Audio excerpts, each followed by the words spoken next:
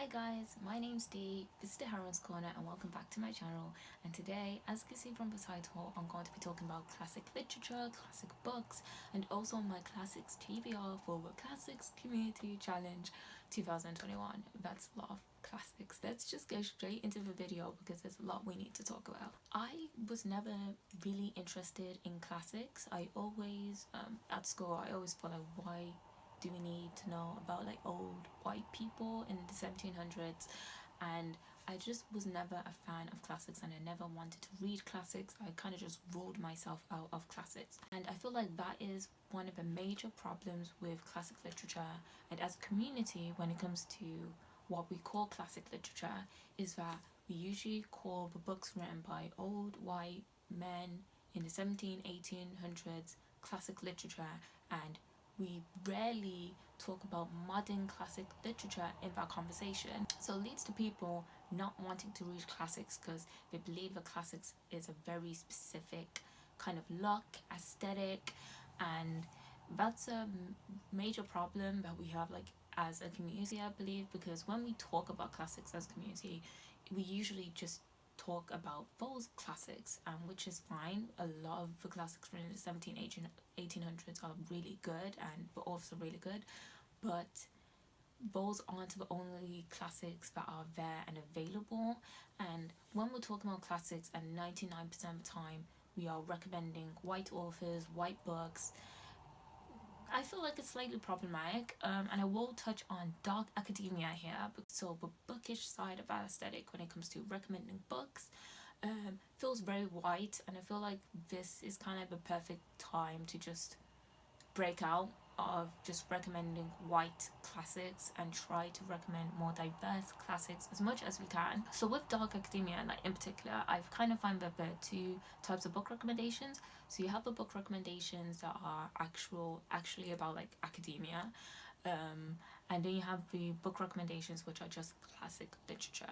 And in those kinds of book recommendations, it's kind of the same old white authors always get brought up around the same kind of century, and it just feels kind of weird. But like as Gen Z, we're like this revolutionary like generation, but we go back to the classics written in the 1800s at a time period where the slave trade was a big thing, colonialization was starting to pick up. So it just feels odd that now we are like, even now we are still just going back to those books and just saying these are the books that you need to read, but once in a generation, they're just so good. I would never bring in modern classic literature into that. We're just not talking about modern classic literature, which is a shame because modern classic literature is full of so many diverse BIPOC like authors, and if we're not considering them classics, or if we're not like reading them as a part of our like classics TBR or challenges or whatever, we are really doing a disservice to BIPOC people. If you're only reading books from that era, I don't know, it just feels like you need to like diversify the classics that you're reading. And this branding problem that classic literature has, it turns a lot of people like me who aren't white or don't have white ancestry off classics, because classics has a very particular image, and it's kind of like you don't see yourself in the literature or the classic literature that the community or people want to be amplifying. So to really stop this rambling, because I feel like I am rambling, I really encourage more people to read modern classics, because you will get such more diversity in the modern classics than in the 1700s 1800s like classics. I'm not saying that no BIPOC people were writing at those times, but I don't need to spell it out to you. I'm rambling a bit, so let me actually go on to my classics TBR, and this is for the Classics Community Challenge, which was created by Lucy for Reader. All the links will be down below. Of course, because I'm only reading BIPOC authors this year, all of my classics I'm planning to read this year will be by BIPOC authors, so hopefully if you want more like diverse inspiration for your classics TBR, maybe this might give you some. Or if you have any recommendations for me for more diverse classics I should be reading, please let me know. If you're reading a diverse classic, please tell me down below. But without further ado, I want to really just get straight onto my classics TBR, because there's some books I want to get to. I don't think there's 12 books that I have in my mind at the moment. Maybe it was, I didn't count, but most of these are from West Africa, specifically Nigeria, because that's where that's half of my ancestry is like in Nigeria, but half's in Caribbean. I have one Caribbean classic here. I have classic from Japan, Egypt, America. So it's pretty diverse, I would like to say, and I can't wait to read all these books. But I'm rambling, so let's go. So I'm going to get the most popular book out the way of my classics TBR. That's Invisible Man by Ralph Ellison. So I don't really want to talk about this book a lot because a lot of people already know this book, but it's basically about race and identity in the early 20th century. The classic I'm reading currently for January is Things Fall Apart by Chinua Achebe. So this is one of the most, if not the most, popular literature book in Nigeria. And Chinua Achebe is usually called like the father of African literature. So I really want to read this. Also, this is my dad's favorite book, so I can't wait to read this. It's pretty it's not too big, so I should get through this really quickly. But basically, we follow our main protagonist, kind of like the strong man who has anger issues. Essentially, he has some like father issues as well. While reading it, it has a lot of gravitas, so I can tell like this is really Greek tragedy vibes, if I do say so myself. But I can't wait to read this because this is like so acclaimed, and I just need to read this book. Next book I've got is The Joys of Motherhood by Buchi Emecheta. It's first published in 1979, and we basically follow the protagonist who lives in a village. Like, this is set in Nigeria. She lives in a village where fertility and childbirth like really valued, and she's having some troubles with that. Apparently it's a tragedy, so I don't know. I feel like I'm reading a lot of tragedies for my classics this year, but I do like a good meaty tragedy. But yeah, so we've just followed this woman, and she's having some problems with like childbearing, and we basically follow that story. This book I've got is Efiru by Flora Nwapa. So this is again a Nigerian classic. I basically follow this woman who this Igbo woman, and she lives in a Nigerian village. What makes this book like really special, I guess, is that this is the first book written by a Nigerian woman to be published internationally, and this was published in 1966. So I cannot wait to see what the first is about. This book is actually really hard to get a hold of. I've been trying to track it down, and it's like really expensive, so I don't know how I am going to get this book, but I really want to read this book because it's such a huge part of like Nigerian literature and the history of Nigerian literature, so I really want to read this book.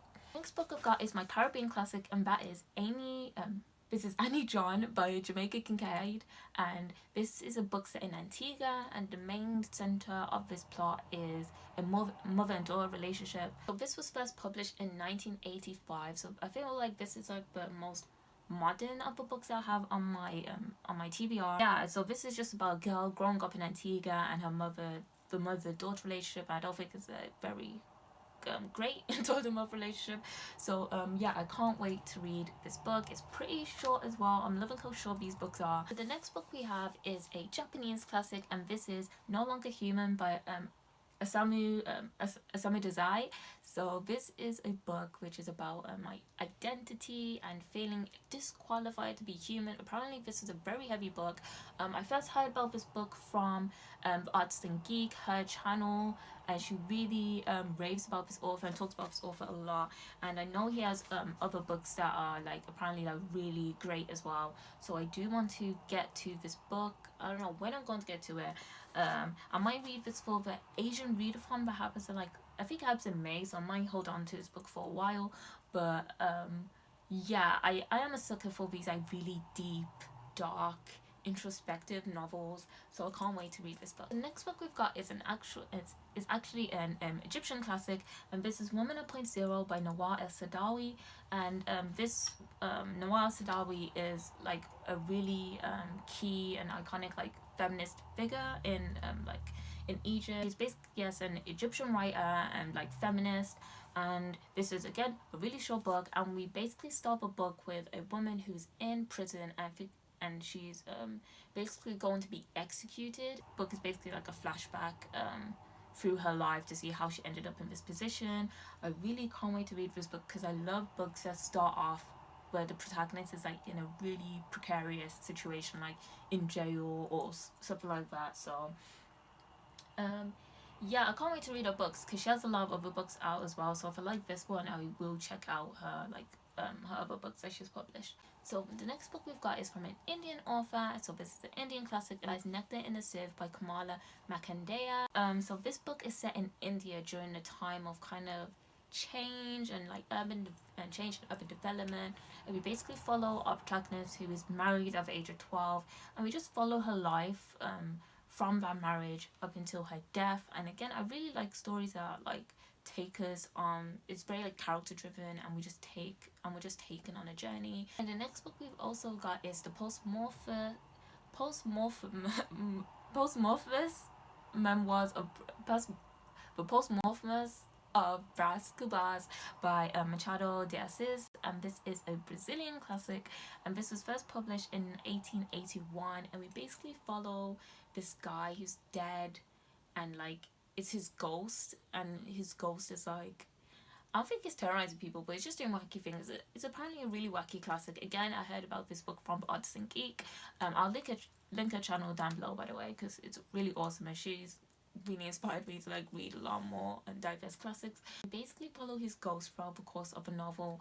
I can't wait to read this. It feels a lot more light-hearted than the other books that are on this TBR, so I really want to get this novel and I really want to read it soon. The next book we've got is of course a Black British classic, and this is a non-fiction, and it's called The Heart of Race, and it's basically a series of essays by Black British people, or like specifically Black British women, about their experiences in the UK and how like society treats them and all these different issues that are happening in the UK at the moment. So this was first published in the 1980s, and I really can't wait to read this book because I just finished Black and British of Forgotten History by David Elishoga, and there was like the Black British like female perspective was like severely lacking, not for the author but just because they weren't usually the authors of history. So I really can't wait to read this book.